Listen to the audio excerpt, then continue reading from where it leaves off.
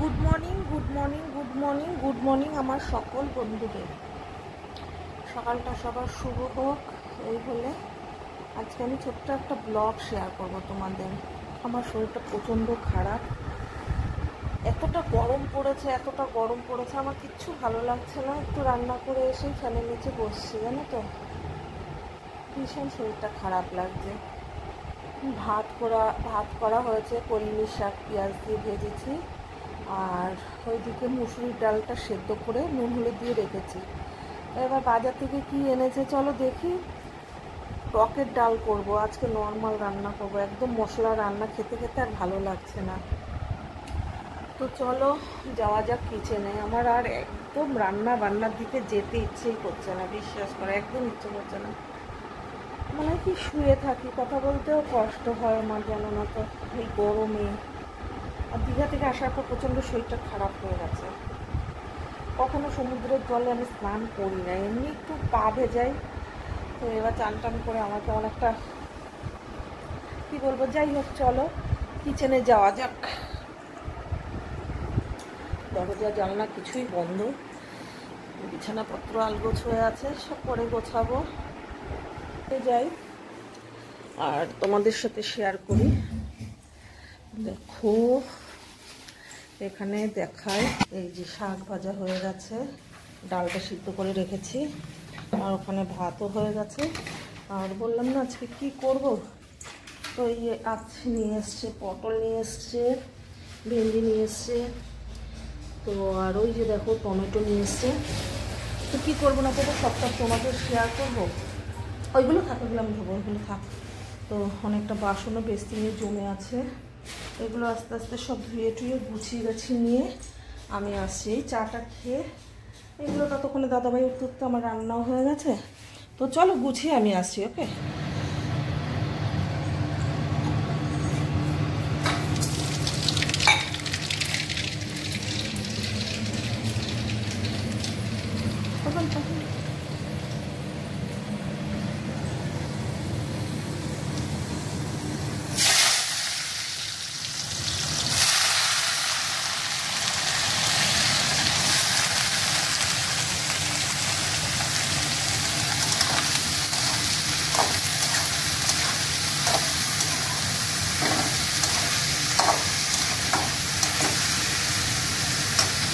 ডালটা হয়ে গেছে, ডালটা নামিয়ে টমেটো দিয়ে ডাল করেছি,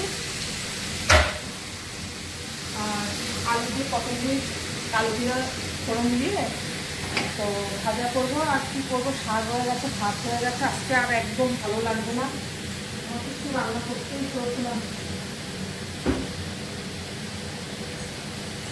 এটা নুন হলুদ দিয়ে একটু ভেজে নেবো, আর কী করবো জানি না।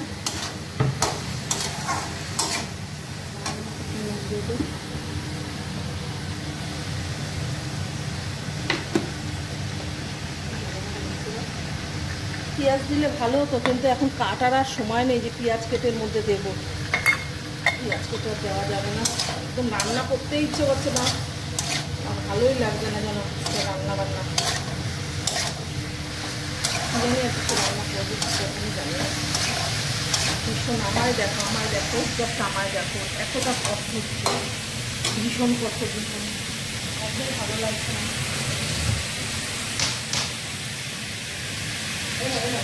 কলা খাবা,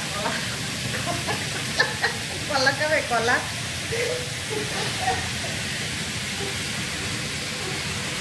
এত রোগা হয়ে গেছি, হাত থেকে শুধু বাজিটা ছিলে পড়ে যাচ্ছে, জানো তো।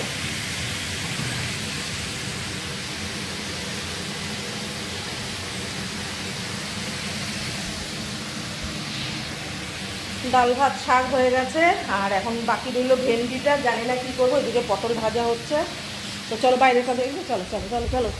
আজকে ওয়েদারটা একটু দেখাই, রোজকার দেখাই। বাইরের ওয়েদার দেখো, রে বাপরে বাপ, বিভৎস রোদ আজ, একটা লোকজন নেই বাইরে। ও বাবারে বাবা, এইরকম রোদে যেন আর ভিডিও বানাতে ইচ্ছে করে না। তারপরে ভিডিওতে লাইক কমেন্ট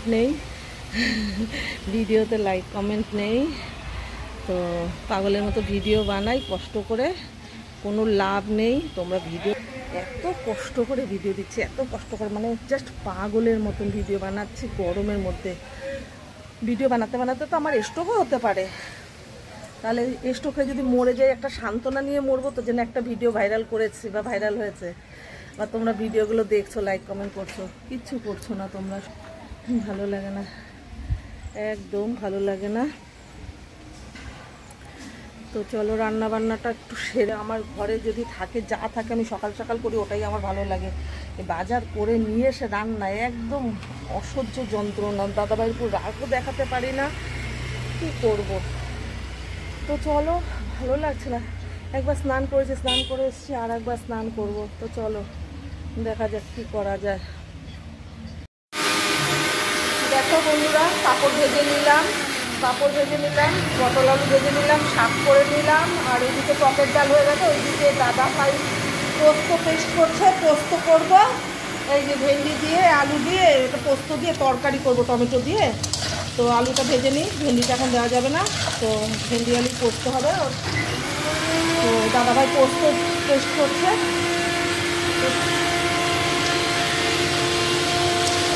একটু নুন হলুদ দিয়ে দিই, আলুটা নুন হলুদ দিয়ে ভাজি।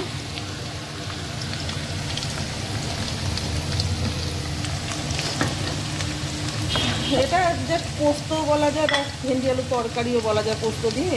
কালো জিরা ফোড়নে দিয়েছি, কালো জিরা শুকনো লঙ্কা ফোড়নে দিয়েছি, কাঁচা লঙ্কা দিয়ে পোস্ত দিয়ে বেটে, গরমে টুকটুক টুকটুক করে অনেকটাই রান্না হয়ে গেল।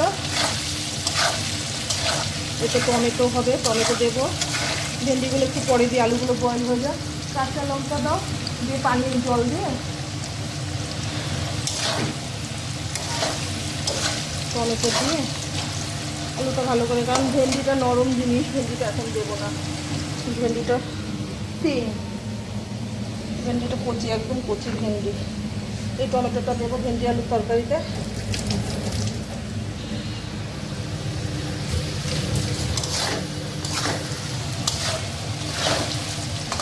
আলুটা লাল করে ভাজবো, এটা একটু ঝোল ঝোল টাইপের হবে, একদম বেশি ঝোল না, গামাখা ঝোল। তো এবার আর একবার স্নান করবো। হ্যাঁ, মানে 3 বার অলরেডি, সকালে একবার স্নান করেছি, আর ঘামে একবার স্নান করেছি, 2 বার হয়ে গেছে। আর এখন রান্নাবান্না করার পর বাসন টাসন মেজে আর একবার চান করবো, ঠিক আছে। তো এখনও ভেন্ডি আলুর তরকারি বাকি। এরপর দাদাভাই খেতে আসবে, পাঁপড়গুলো এখন প্লাস্টিকে শুকাই, নাহলে আর নরম ইয়ে হয়ে যাবে।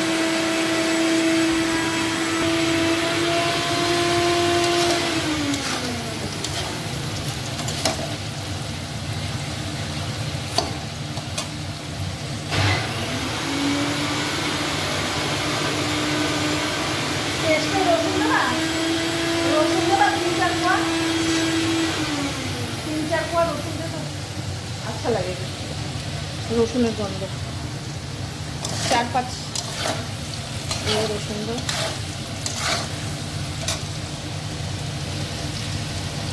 না রসুন না, প্লাস্টিকে ছিল তো, ওর নিচে প্লাস্টিকে নয়, তাহলে রসুনের ছাড়া রসুন এমনি দাও। তো ভেন্ডিগুলো দিয়ে দেবো, হ্যাঁ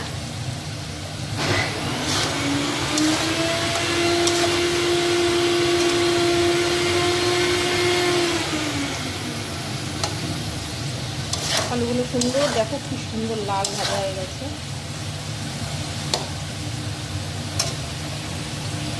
চলো ভেন্ডিগুলো অ্যাড করি।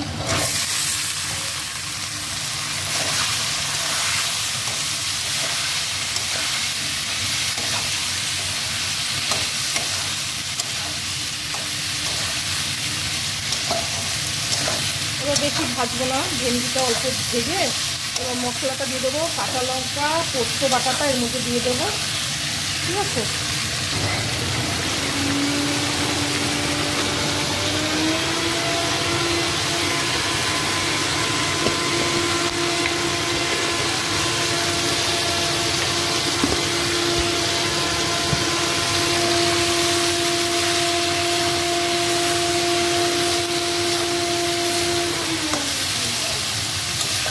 এবার মশলা বাটাটা দিয়ে দেবো, হ্যাঁ।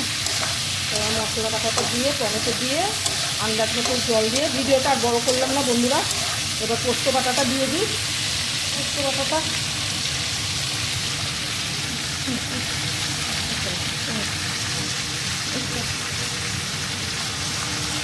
এই যে দেখো পোস্ত বাটাটা, এটা একটু জল না দিলে হবে না, একটু জল দিয়ে নিই।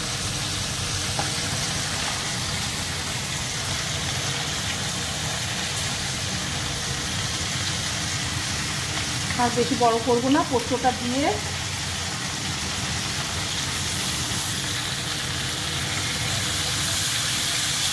টমেটো দিয়ে জল দিয়ে দেবো একটু আন্দাজ করে। এখন দেবো না, একটু ঠিকঠাক হলুদ দেবো, আর সবই দেওয়া হয়ে গেছে। টমেটোটা দেবো আর হলুদ দেবো। ঠিক আছে বন্ধুরা, ভিডিওটা দেখো আমার পরিস্থিতিটা এতটাই খারাপ। আর ভিডিওটা বড় করলাম না, প্লিজ তোমরা পুরো ভিডিওটা দেখো। আর দুপুরে লাঞ্চের ভিডিওটা তো অবশ্যই দেখবে। আর যারা এখনও ইউটিউব চ্যানেলটা সাবস্ক্রাইব নাই করেছে, তোমরা লাভ সময় বলে ইউটিউব চ্যানেলটা সাবস্ক্রাইব করে দিও। আর এখন এই টমেটোটা অ্যাড করে আমি এটা একটু আমার পরিমাণ মতো জল দিয়ে নামিয়ে নেবো। Tata, bye, take care, love you, দিল সে লাভ ইউ, বাই।